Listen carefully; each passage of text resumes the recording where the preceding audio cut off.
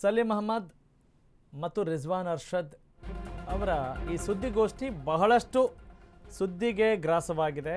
ಅಂದರೆ ರಾಜ್ಯ ಚುನಾವಣಾ ಉಸ್ತುವಾರಿ ಹೊತ್ತಂಥ ರಣದೀಪ್ ಸಿಂಗ್ ಸುರ್ಜೇವಾಲಾ ಅವರ ಅಣತಿಯ ಮೇರೆಗೇ ಈ ಸುದ್ದಿಗೋಷ್ಠಿ ಮಾಡಲಾಗಿದೆ ಅನ್ನೋ ಮಾಹಿತಿ ಕೂಡ ಇದೆ. ಹಾಗಾದರೆ what message they are sending to the high command ಅನ್ನೋದು ಬಹಳ ಇಂಪಾರ್ಟೆಂಟ್ ಆಗುತ್ತೆ. ಎಸ್, ಇದೇ ವಿಚಾರಕ್ಕೆ ಸಂಬಂಧಪಟ್ಟ ಹಾಗೆ ಹಿರಿಯ ಪತ್ರಕರ್ತರು ಬಿ ಸಮೀವುಲ್ಲಾ ನಮ್ಮ ಜೊತೆ ಫೋನು ಜಾಯ್ನ್ ಆಗಿದ್ದಾರೆ. ಸಮೀವುಲ್ಲಾ ಸರ್, ನಮಸ್ತೆ. ಈ ರಿಜ್ವಾನ್ ಅರ್ಷದ್ ಮತ್ತು ಸಲೀಂ ಅಹಮದ್ ಹಾಗೆಯೇ ಯಾಸಿರ್ ಖಾನ್ ಪಠಾಣ್ ಅವರ ಒಂದು ಸುದ್ದಿಗೋಷ್ಠಿಯನ್ನು ನೀವು ಗಮನಿಸಿದ್ರಿ ಅಂತ ಅಂದ್ಕೊಳ್ತೀನಿ. ದಾವಣಗೆರೆ ದಕ್ಷಿಣ ಉಪಸಮರ ಇಷ್ಟೆಲ್ಲ ರಾದ್ಧಾಂತಗಳಿಗೆ ಕಾರಣವಾಗುತ್ತೆ ಅಂತ ನಾವು ಊಹೆ ಮಾಡಿರಲಿಲ್ಲ. ಯಾವ ಮೆಸೇಜ್ನ ಕೊಡಲಿಕ್ಕೆ ಈ ಒಂದು ಸುದ್ದಿ ಸ್ಫೋಟ ಆಗಿದೆ, ಈ ಒಂದು ಆಂತರಿಕ ಭಿನ್ನಮತ ಬಹಿರಂಗ ಆಗ್ತಾ ಇದೆ ಅಂತ ತಮಗನ್ಸುತ್ತೆ? How do you look in to it? ಒಂದು ಸಲೀಂ ಅಹಮದ್ ಅವರಾಗ್ಲಿ, ಸೀನಿಯರ್ ರಾಜಕಾರಣಿ, ಕಾಂಗ್ರೆಸ್ಸಿನ ಹಿರಿಯ ನಾಯಕರು ಮತ್ತು ಎಲ್ಲಾ ಸ್ತರಗಳಲ್ಲೂ ಕೂಡ ಪಕ್ಷಕ್ಕಾಗಿ ದುಡಿದವರು ಮತ್ತು ಈವರೆಗೂ ಒಮ್ಮೆಯೂ ಕೂಡ ಮಂತ್ರಿ ಆಗಿದವರು. ಇನ್ನೊಬ್ರು ರಿಜ್ವಾನ್ ಅರ್ಷದ್, ಅವರು ಕೂಡ ಬೇರು ಮಟ್ಟದಲ್ಲಿ ದುಡಿದವರು ಮತ್ತು ದೆಹಲಿನಲ್ಲಿ ಯುವ ಕಾಂಗ್ರೆಸ್ ಅಲ್ಲಿದ್ದು ಹೈಕಮಾಂಡ್ಗೆ ಹತ್ತಿರವಾದವರು ಮತ್ತು ಯಾವುದೇ ಕಾಂಟ್ರವರ್ಸಿಗಳಿಂದ ದೂರ ಇತ್ತು. ಅವರಿಬ್ರು ಇದೇ ಪ್ರಥಮ ಬಾರಿಗೆ ಈಗ ಪ್ರಭಾವಿ ಅಲ್ಪಸಂಖ್ಯಾತ ಸಮುದಾಯಕ್ಕೆ ಸೇರಿದ ಪ್ರಭಾವಿ ನಾಯಕರ ವಿರುದ್ಧ ನೇರ ಸಮರವನ್ನ ಸಾರ್ತಾರೆ ಅಂತಂದ್ರೆ ಕಾಂಗ್ರೆಸ್ನಲ್ಲಿ ದೊಡ್ಡ ರಾಜಕೀಯ ವಿದ್ಯಮಾನ ಇದೆ. ಇದು ದೊಡ್ಡ ರಾಜಕೀಯ ವಿದ್ಯಮಾನ ಅಂದ್ರೆ ಎಲ್ಲ ಒಂದ್ ಕಡೆ ಅಲ್ಪಸಂಖ್ಯಾತರ ಈ ಪ್ರಜ್ಞಾತೀತ ನಾಯಕ ನಾನು ಅಂತ ಕೇಳ್ಕೊಂಡು, ಅಲ್ಪಸಂಖ್ಯಾತರ ದೊಡ್ಡ ನಾಯಕ ನಾನು ಅಂತ ಬಿಂಬಿಸ್ಕೊಂಡು ಬಂದಂತಹ ಜಮೀರ್ ಅಹಮದ್ ಅವರಿಗೆ ಈ ಡೆವಲಪ್ಮೆಂಟ್ ಸ್ವಲ್ಪ ಸೆಟ್ ಬ್ಯಾಕ್ ಆಗುತ್ತೆ ಅಂತ ನನ್ನ ತಿಳುವಳಿಕೆ. ಏನೇ ಡಿಫ್ರೆನ್ಸಸ್ ಇರ್ಲಿ, ಈಗ ಅಲ್ಪಸಂಖ್ಯಾತರಿಗೆ ಟಿಕೆಟ್ ಕೊಡ್ಲಿ ಕೊಡದಲ್ಲೇ ಇರ್ಲಿ, ಒಂದು ಪಾರ್ಟಿಯ ನಾಯಕರಾಗಿ ಮತ್ತು ಆ ಪಾರ್ಟಿಯ ಅಲ್ಪಸಂಖ್ಯಾತ ಸಮುದಾಯಕ್ಕೆ ಸೇರಿದ ದೊಡ್ಡ ನಾಯಕರಾಗಿ ಈ ಚುನಾವಣೆಯನ್ನ ಡಿಫ್ರೆಂಟ್ ಆಗಿ ಹ್ಯಾಂಡಲ್ ಮಾಡಬಹುದಿತ್ತು ಅನ್ನೋದು ಅವರ ಪಕ್ಷದ ನಾಯಕರ ಅಭಿಪ್ರಾಯ. ಅಂದ್ರೆ ನೇರವಾಗಿ ಅವರು ಪಕ್ಷದ ಹೈಕಮಾಂಡ್ ವಿರುದ್ಧವೇ ಸಮರವನ್ನ ಸಾರಿದ್ರು.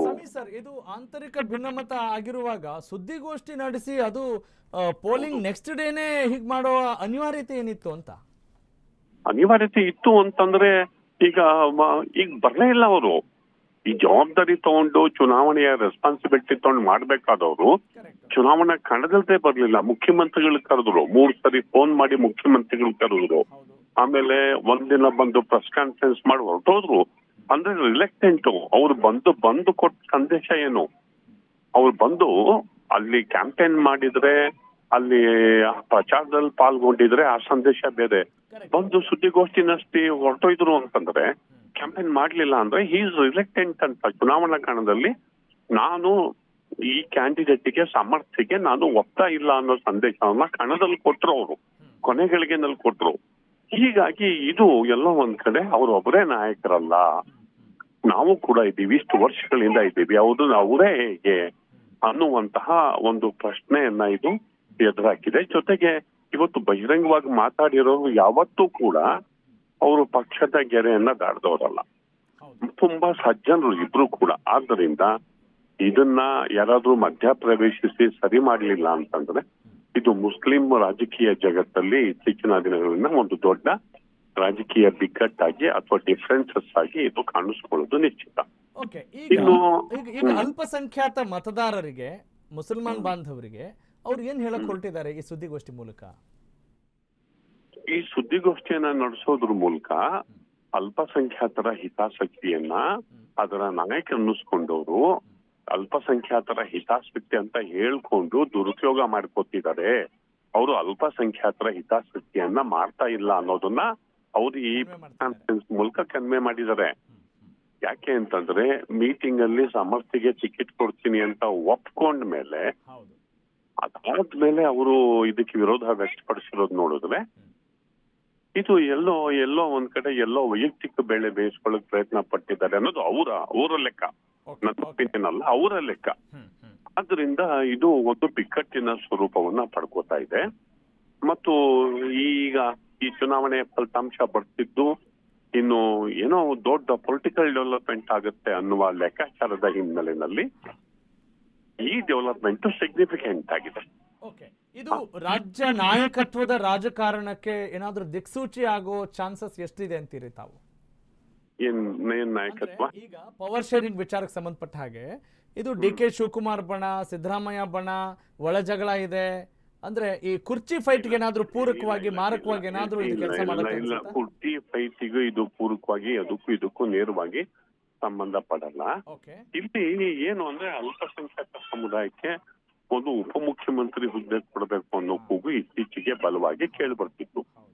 ಸಮೀರ್ ಅಹಮದ್ ಅವರು ಅದರ ನಾಯಕರಾಗಿ ಹೊರ ಹೊಮ್ತಾ ಇದ್ರು.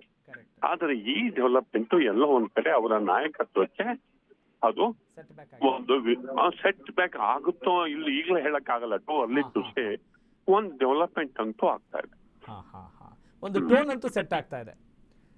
ಈಗ ಇನ್ನೊಂದು ವಿಚಾರ ಬರುತ್ತೆ ಸಮೀರ್ ಸರ್, ಅವರು ಈಸ್ ಎ ಶ್ರೂಡ್ ಮ್ಯಾನ್. ಅವರು ಸಮೀರ್ ಅಹಮದ್ ಅವರು ತುಂಬಾ ರಾಜಕೀಯವಾಗಿ ಚಾಣಕ್ಯ ನಡೆ ಹೊಂದವರು. ಆದ್ರಿಂದ ಅವರು ಈ ಸಂದರ್ಭದಲ್ಲಿ ಇಂತಹ ರಾಜಕೀಯ ಪ್ರತಿರೋಧ ಕಂಡಂತಹ ಸಂದರ್ಭದಲ್ಲಿ ಅವರು ಹೇಗೆ ತನ್ನ ನಿಲುವನ್ನ ತಗೊಂಡು ಹೋಗ್ತಾರೆ, ಅವ್ರು ಹೇಗೆ ತನ್ನ ನಿಲುವನ್ನ ಸಮರ್ಥಿಸ್ಕೊತಾರೆ, ರೀಸನ್ ಏನ್ ಕೊಡ್ತಾರೆ ಅನ್ನೋದು ಮುಂದೆ ಅದ್ರ ಮೇಲೆ ಮುಂದಿನ ಡೆವಲಪ್ಮೆಂಟ್ ಡಿಪೆಂಡ್ ಆಗಿದೆ. ಅಂದ್ರೆ ಈ ಡೆವಲಪ್ಮೆಂಟ್ ಅಂದ್ರೆ ನಾಟ್ ಸುದ್ದಿಗೋಷ್ಠಿ, ನಾಟ್ ಪ್ರೆಸ್ ಮೀಟ್ ಹೇಳ್ತಾ ಇಲ್ಲ. ಜಮೀರ್ ಅಹಮದ್ ಅವರ ನಡೆ ಇದೆಯಲ್ಲ, ವಾಸ್ ಇಟ್ ಇಂಟೆನ್ಷನಲ್ ಅಥವಾ ಅಚಾತುರ್ಯ ಆಯ್ತಾ? ಇಂಟೆನ್ಷನಲ್ಲೇ ಅವರು ಚುನಾವಣಾ ಕಣದಿಂದ ದೂರ ಇದ್ದಿದ್ದು ಇಂಟೆನ್ಷನಲ್ಲೇ, ಅದ್ರಲ್ಲೇನ್ ಡೌಟ್ ಇಲ್ಲ. ಪ್ರಜ್ಞಾಪೂರ್ವಕವಾಗಿ ಅವ್ರು ಮಾಡಿರೋದೆ. ಯಾಕೆ ಮಾಡಿದ್ರು ಅದು ಮುಖ್ಯ. ಅವರು ಅವರ ಬತ್ತಳಿಕೆಯಲ್ಲಿ ಯಾವ ಬಾಣ ಇದೆ, ಯಾವ ಬಾಣವನ್ನ ಹೈಕಮಾಂಡ್ ಮುಂದೆ ಇಟ್ಟಿದ್ದಾರೆ, ಅದನ್ನ ನಾವು ಕಾದ್ ನೋಡ್ಬೇಕಿದೆ. ಅದು ಮುಂದಿನ ದಿನಗಳಲ್ಲಿ ಗೊತ್ತಾಗಬಹುದು. ಹೌದು. ಥ್ಯಾಂಕ್ ಯು ಸಮೀರ್ ಸರ್, ನಮ್ಮ ಜೊತೆ ಮಾತನಾಡಿದ್ದಕ್ಕಾಗಿ ಧನ್ಯವಾದ. ಓಕೆ, ಬಹಳ ಒಳ್ಳೆಯ ಅಂಶಗಳು ಇಲ್ಲಿ ಬೆಳಕಿಗೆ ಬರ್ತಾ ಇದ್ದಾವೆ. ರಾಜಕೀಯದಲ್ಲಿ ನಾವು ನೋಡಿದ ಹಾಗೆ ಎಲ್ಲವೂ ಮೇಲ್ನೋಟಕ್ಕೆ ಏನು ನೋಡ್ತೀವಲ್ಲ ಅದಷ್ಟೇ ಸತ್ಯ ಅಲ್ಲ, ಬೆಳ್ಳಗಿರೋದೆಲ್ಲ ಹಾಲಲ್ಲ, 2+2 is not equal to 4 ಏನು ಅಂತ ಹೇಳ್ತಾರಲ್ಲ, ಅದು ಯಾವುದೂ ಕೂಡ ಅಲ್ಲ. ವಾಸ್ತವನೇ ಬೇರೆ, ಇಲ್ಲಿ ಮೇಲ್ನೋಟಕ್ಕೆ ಆಡುವ ನಾಟಕಗಳೇ ಬೇರೆ ಅನ್ನೋದನ್ನು ಈ ಬೆಳವಣಿಗೆ, ಈ ದಾವಣಗೆರೆ ದಕ್ಷಿಣ ಟಿಕೆಟ್ ಸಮರ ಸ್ಪಷ್ಟವಾಗಿ ಸಾರಿ ಹೇಳುತ್ತೆ.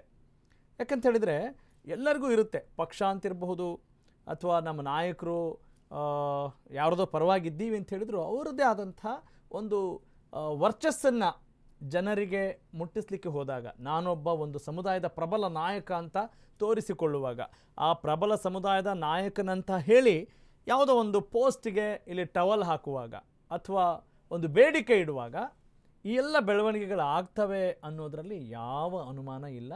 ಅದೇ ರೀತಿಯಾಗಿ ನಾವು ಸದ್ಯದ ಡೆವಲಪ್ಮೆಂಟ್ಸ್ನ ನಾವು ನೋಡ್ತಾ ಇದ್ದೀವಿ. ಅಫ್ಕೋರ್ಸ್ ಈಗ ಸಮೀವುಲ್ಲಾ ಅವರು ಹೇಳಿದ ಹಾಗೆ ಸದ್ಯಕ್ಕಿದು ಈ ಕುರ್ಚಿ ಫೈಟ್ ಅಂತೇನಿದೆಯಲ್ಲ ಅದಕ್ಕೆ ನೇರವಾಗಿ ಸಂಬಂಧ ಪಡದೇ ಹೋದರೂ ಇಂಪ್ಯಾಕ್ಟ್ ಆಗಲ್ಲ ಅಂತೇನು ಹೇಳೋಕ್ಕೆ ಬರಲ್ಲ. ಯಾಕಂತ ಹೇಳಿದ್ರೆ ಏನು ಬೇಕಾದರೂ ಆಗ್ಬೋದು ಮುಂದಿನ ದಿನಗಳಲ್ಲಿ. ಹಾಗಾಗಿ ಜನ ಇವುಗಳನ್ನೆಲ್ಲ ತಟಸ್ಥವಾಗಿ ಸಮಚಿತ್ತದಿಂದ ನೋಡಬೇಕು ಅನ್ನೋದು ಅಶ್ವವೇಗ ನ್ಯೂಸ್ನ ಕಾಳಜಿ ಮತ್ತು ಕಳಕಳಿ ಅಂತ ಹೇಳ್ತಾ ಈ ಹೊತ್ತಿನ ಈ ವಿಶೇಷ ಸಂಚಿಕೆಯನ್ನು ಮುಗಿಸ್ತಾ ಇದ್ದೀನಿ. ನಾನು ನಿಮ್ಮ ರಾಘವ ಸೂರ್ಯ. ನೋಡ್ತಾ ಇರಿ ಅಶ್ವವೇಗ ನ್ಯೂಸ್. ನಮಸ್ಕಾರ.